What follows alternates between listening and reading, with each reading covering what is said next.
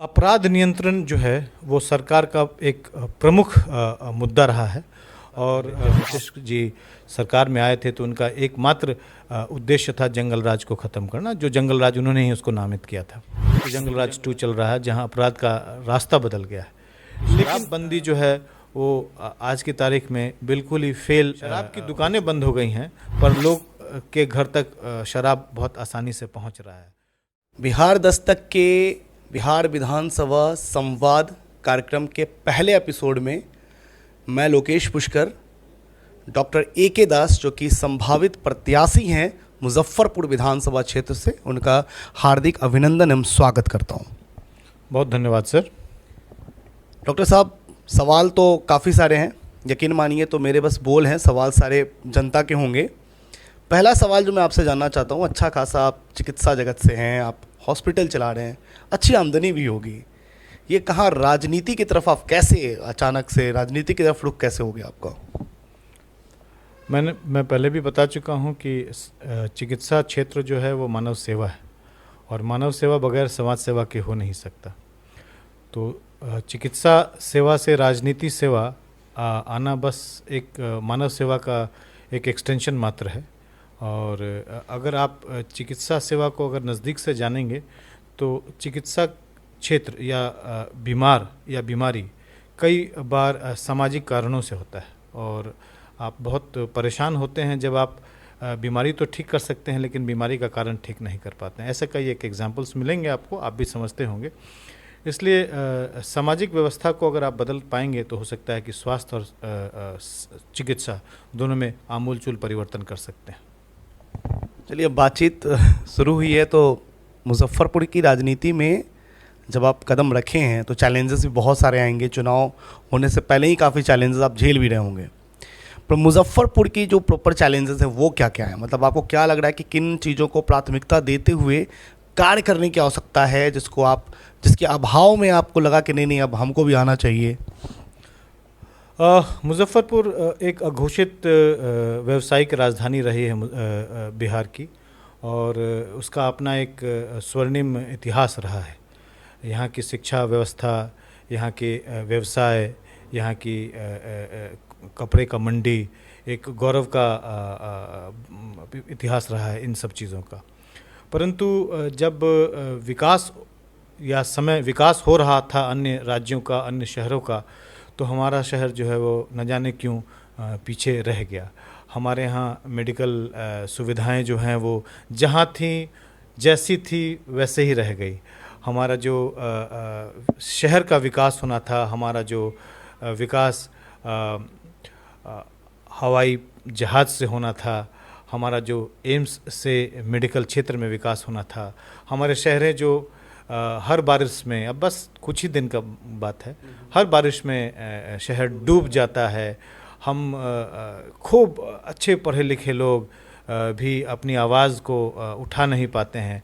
घर में नाला है कि नाले में घर है ये पता नहीं चल पाता है। डेंगू और मलेरिया हर घर में होता है, अस्पताल में बेड की कमी होती है। कोविड होता है तो लोग त्राही त्राही करके मरते हैं।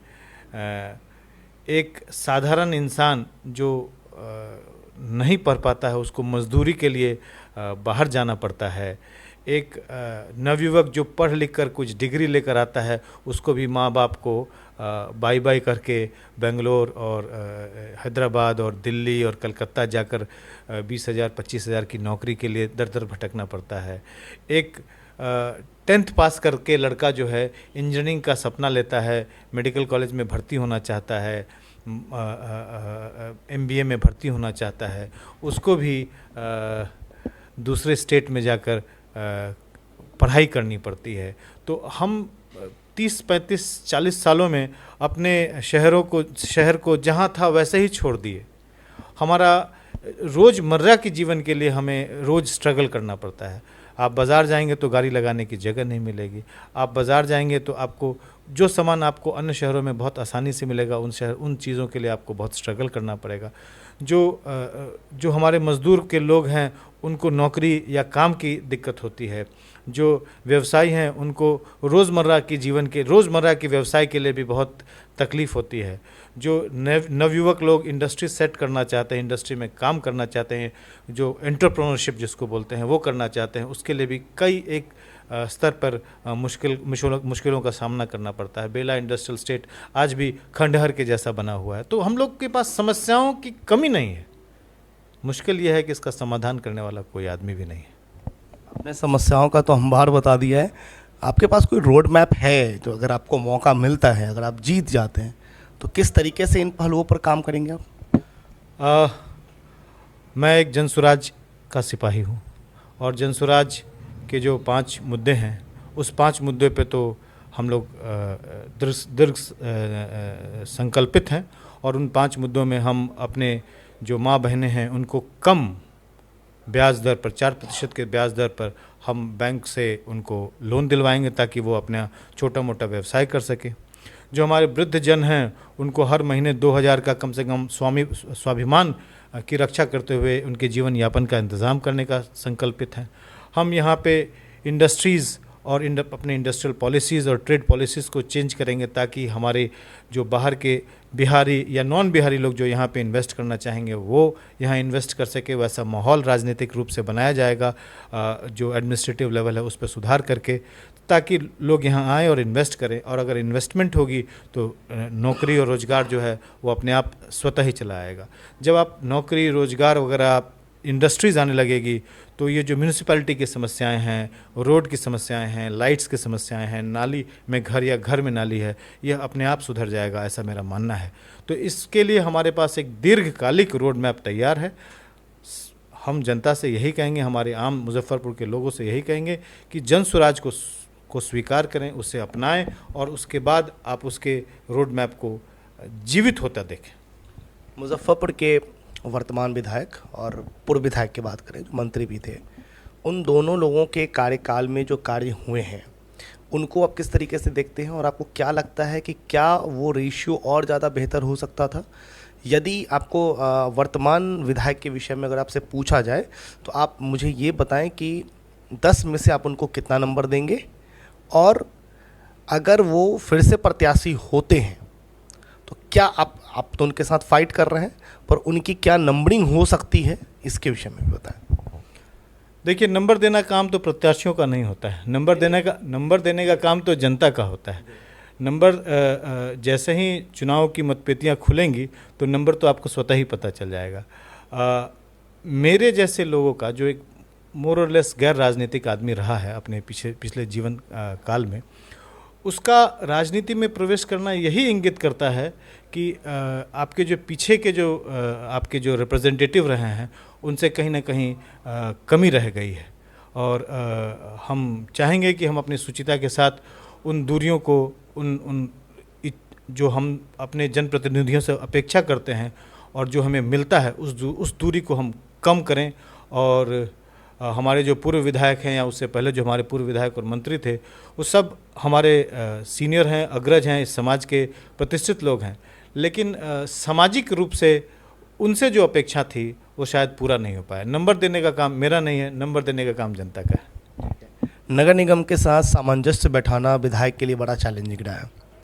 यदि अगर आप चुन के आते हैं तो आप किस प्रकार से नगर निगम के साथ सामंजस्य बैठाएंगे, क्योंकि नगर निगम की भी बड़ी भूमिका है, तो आप किस प्रकार से सामंजस्य बैठाने का प्रयास करेंगे? एक बात बहुत समझने की ज़रूरत है कि नगर निगम अपने आप में एक सरकार होती है और उसका अपना एक चुनने का प्रक्रिया है, उसके अपने एक हेड ऑफ दी नगर निगम होते हैं जिसको आप मेयर कहते हैं, और उनके सब्स्टिट्यूट के रूप में एक डिप्टी मेयर आप डायरेक्ट चुनते हैं। तो ये अपने आप में एक सरकार है और वो सरकार के पास अपना एक बजट होता है और उसको पारित करने के लिए वो एक मोटा मोटी एक संसद होता है जिसको वो चलाते रहते हैं। विधायक का काम उसमें प्रवेश करना नहीं है, विधायक का काम उसकी राजनीति में अपने आप को प्रवेश करना नहीं है। विधायक का काम उसके साथ सामंजस्य बिठाकर लोगों के बीच में जो समस्याएं हैं, जो तकलीफ़ें हैं, उसको दूरी करने का है। तो नगर विधायक का काम म्यूनिसिपैलिटी के साथ सामंजस्य बिठाने का है, ना कि उसके साथ राजनीति करने का है। बहुत अच्छा जवाब दिया आपने।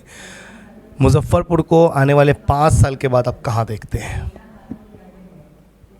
अगर मैं कहूं कि सपना को अगर जिया जाए तो मेरा ये सपना ही होगा कि हम मुजफ्फरपुर में वो दिन देखेंगे जब हमारे मुजफ्फरपुर में सभी बड़े बैंक्स, जो कॉरपोरेट इंटरनेशनल बैंक्स हैं, उनका यहाँ ऑफिस हो। मैं ये देखना चाहूँगा कि जितने भी मल्टीनेशनल कंपनीज़ हैं उनका यहाँ पे एक आउटलेट और एक फैक्ट्री हो। हम ये देखना चाहेंगे कि हमारे जो बच्चे हैं वो अपना टिफ़िन और अपना झोला लेकर इन ऑफिसेज़ में जाके नौकरी करेंगे।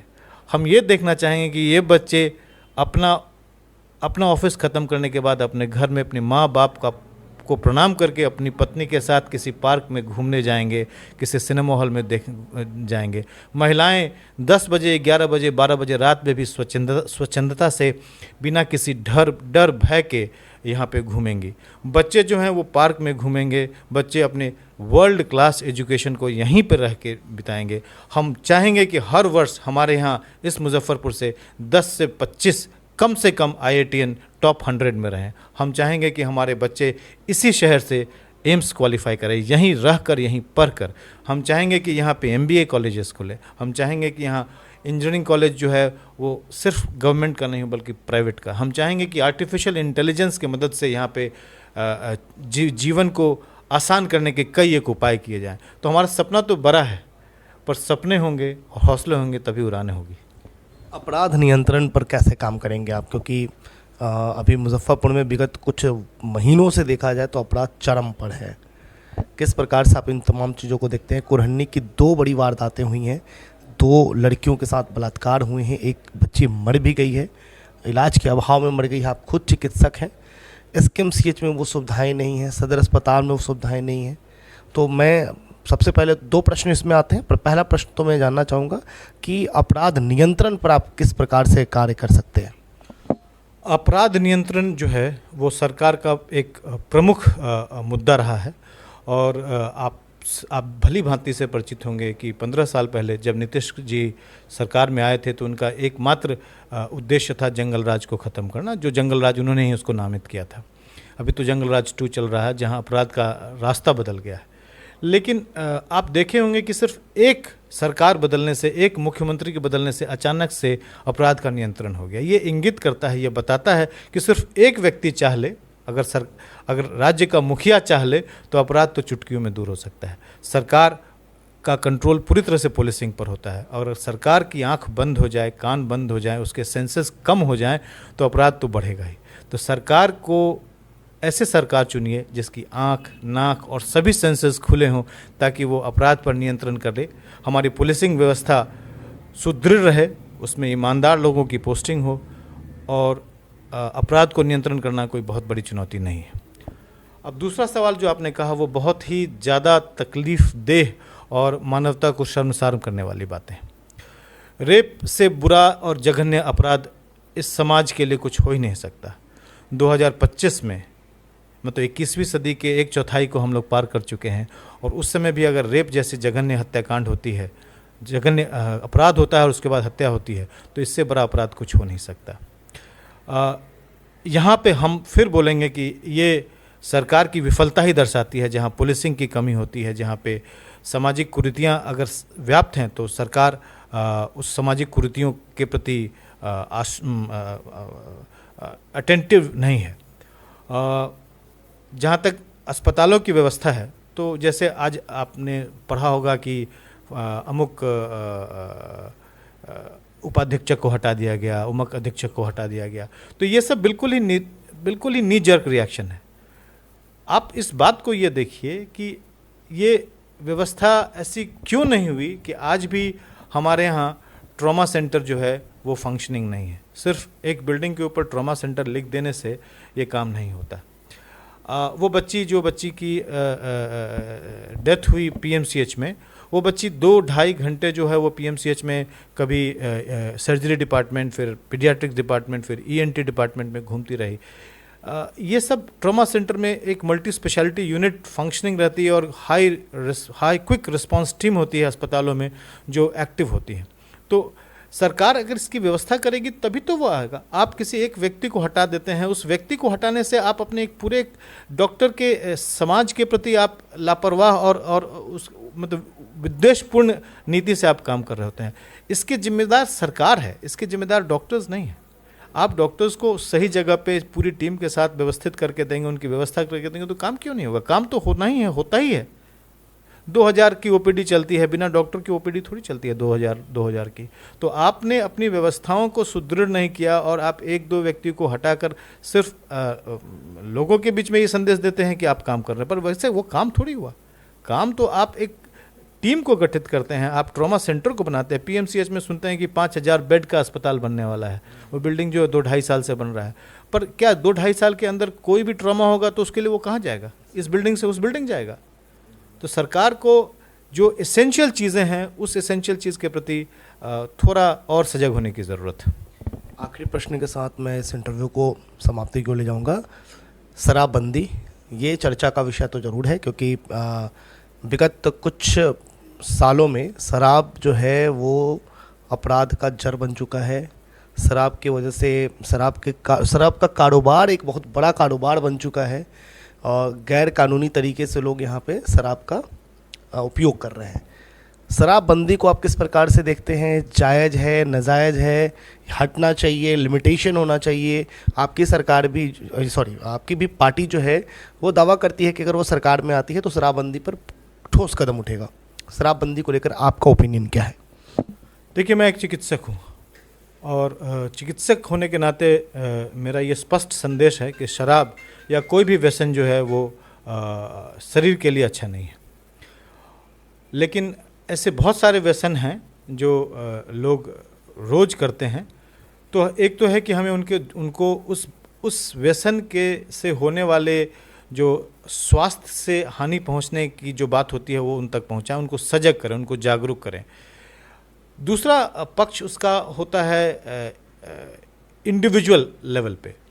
तो ये सरकार का नियंत्रण इस पर बिल्कुल नहीं होना चाहिए कि वो क्या व्यक्ति उसका क्या खाए, क्या पिए, कैसे रहे, किस मंजन से वो दांत को साफ करे, किस तेल को अपने बाल में लगाए।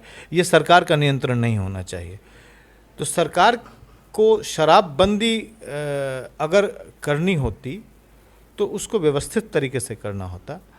और दुनिया जानती है, आप भी अपने आप से जानते हैं कि शराबबंदी जो है वो आज की तारीख में बिल्कुल ही फेल हो चुकी है। शराब की दुकानें बंद हो गई हैं, पर लोग के घर तक शराब बहुत आसानी से पहुंच रहा है। तो ये एक पैरेलल इकोनॉमी जन्म दे रहा है और इसमें अपराध और अपराधियों का जो मेल जोल बढ़ गया है। इससे सामाजिक रूप से जो अपराध है वो और बढ़ चुका है। इसके अलावे एक और समस्या है जो हमारे मीडिया बंधु जानते होंगे, लेकिन वो बहुत हाईलाइटेड नहीं है, कि हमारे बच्चे जो युवा वर्ग हैं वो सूखे नशे की ओर बढ़ रहे हैं। और सूखा नशा जो है वो और ही ज़्यादा घातक है। और हमारा युवा वर्ग जैसा था ना, उड़ता पंजाब है ना, बिल्कुल हमारा उड़ता बिहार कुछ दिनों में दिखाई देने लगेगा। तो सरकार को इस नीति को बंद करना चाहिए और शराब को लिमिटेशन के साथ और क्राइटेरिया के साथ करना चाहिए, जैसे कि पहले भी होता रहा। शहरों में 3 से 4 दुकान शराब की होती थी, उसके अलावा कहीं शराब नहीं होता। तो पता नहीं क्यों ऐसा क्या हुआ कि अचानक से शराब की दुकानें ज़्यादा बढ़ने लगी, और राजस्व के लोभ से या जो भी। लेकिन शराब या खान पान, कोई सामिश है, कोई निरामिष है, तो वो निर्णय जो है सरकार के क्षेत्र के बाहर का चीज़ होना चाहिए। गुजरात में शराबबंदी है, पर वहाँ पे भी शराबबंदी के लिए आप जानते होंगे कि वहाँ शराब जो है वो होटल्स में, अगर आप नॉन गुजराती हैं तो आपको आधार कार्ड वगैरह देने से होटल्स में मिल जाता है। तो हमारा राजस्व का घाटा हो रहा है, हमारे पर्यटन का नुकसान हो रहा है, हमारे पैरेलल इकोनॉमी की तैयारी हो रही है, अपराध के द्वारा समाज में कुरीतियाँ बढ़ रही हैं। तो कुल मिलाकर अगर देखें तो ये शराबबंदी एक फेल्ड नीति है जिस पर तुरंत ही पुनर्विचार करने की बात है। और हमारे जो जन स्वराज के प्रणेता हैं श्री प्रशांत किशोर जी, उनका कहना है कि शराबबंदी को वो सरकार में आते ही उसको बंद करेंगे। बिहार विधानसभा संवाद के पहले एपिसोड में आप डॉक्टर A.K. दास जी को सुन रहे थे। इस अध्याय को हम लोग आगे भी लेके चलेंगे। दूसरे एपिसोड में फिर बातचीत का दौर जारी रहेगा। तब तक के लिए आप देखते रहें बिहार दस्तक। धन्यवाद।